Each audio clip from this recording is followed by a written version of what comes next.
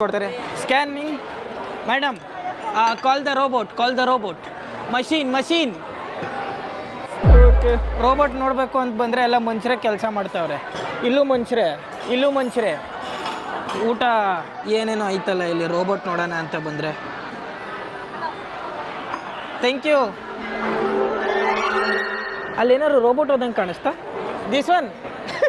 ಏನು ಅಡುಗೆ ಮಾಡೋಕ್ಕೆ ಬಂದಿದ್ದೀನ ನಾನಿಲ್ಲಿ